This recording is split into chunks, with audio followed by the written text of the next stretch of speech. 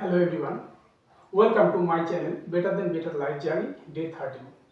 আজকে আমি ডায়াবেটিসের সম্বন্ধে আপনাদের একটু আলোচনা করব। দেখুন, আপনার ডায়াবেটিস আছে, আপনি চিনিকে ছেড়ে দিয়েছেন, অনেক খাবার আপনি বেছে খাচ্ছেন, কিন্তু তবুও শেষে এই ভুলগুলো করে ফেলছেন যা আপনার রক্তের শর্করা মাত্রাকে বাড়িয়ে তুলছে। তো আজ কি ভুলগুলো আপনি করছেন সেই ভুলগুলো নিয়ে বিস্তারিত 7টি পয়েন্ট আমি আপনাদের সঙ্গে আলোচনা করব। আর আগামীকাল ডায়াবেটিস কেন হয়, কিভাবে হয়, কিভাবে সারবে সেই রাস্তা নিয়ে ভিডিও বানাবো। তো আজকে মূল 7টি পয়েন্টে গল্প না করে এগিয়ে যাচ্ছি। প্রথম, আমাদের বাঙালির মূল খাদ্য হচ্ছে ভাত। সাদা ভাত আপনি খাচ্ছেন, সাদা ভাতকে দেখতে কিন্তু খুবই নিরীহ লাগে, কিন্তু আপনি জানেন কি এই সাদা ভাত প্রচুর পরিমাণ আপনার ডায়াবেটিসের লেভেলকে বাড়িয়ে তোলে। আপনার রক্তের ইনসুলিন লেভেলকে এই কন্ট্রোলের বাইরে নিয়ে চলে যায়। এই ইনসুলিন লেভেলকে কন্ট্রোল করতে পারে না, যার জন্য আপনার ডায়াবেটিস কোনোভাবেই কিন্তু নামছে না। সাদা ভাত দ্রুত রক্তে শর্করাকে বাড়ায়, ইনসুলিন রেজিস্ট্যান্সকে বাড়িয়ে তোলে, যার ফলে আপনার ডায়াবেটিসের ঝুঁকি কিন্তু বেড়ে যায়। তাই শরীরকে সুস্থ রাখতে এই সাদা ভাতকে দয়া করে অ্যাভয়েড করুন, পরিমাণে কমিয়ে নিয়ে আসুন। নম্বর 2, আপনি ময়দার তৈরি খাবার খাচ্ছেন।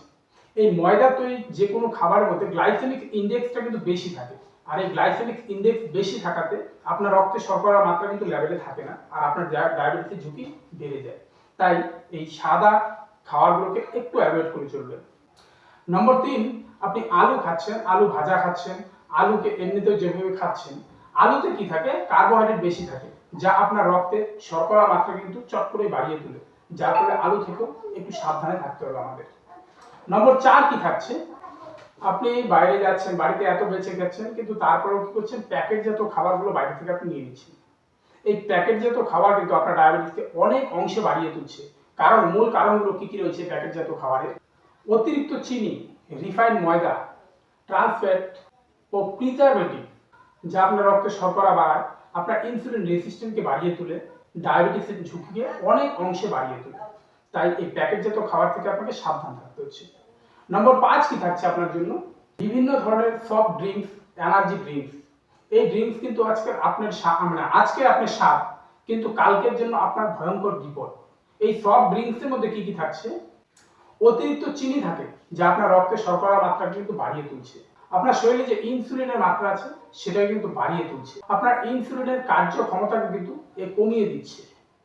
এরপর কি হচ্ছে, আপনার ওজনকে বৃদ্ধি করে দিচ্ছে, আপনার পেটে চর্বি বেড়ে যাচ্ছে ধীরে ধীরে এই সফট ড্রিঙ্কস থেকে। আপনার শরীরের ইনফ্লেমেশনকে বাড়িয়ে দিচ্ছে। এর ফলে কি হচ্ছে, আপনার শরীরে বিভিন্ন ধরনের পদার্থ তৈরি করে, যা কিন্তু ডায়াবেটিসের কারণ হিসেবে চলে আসে। এরপরও কি থাকে, এই সফট ড্রিঙ্কসের মধ্যে কোনো পুষ্টিগুণ কিন্তু নেই। এই পুষ্টিগুণ না থাকায় আপনার শরীর ধীরে ধীরে ক্ষতির দিকে যাবে, লাভ কিন্তু এখান থেকে আপনি কিছু পাচ্ছেন না।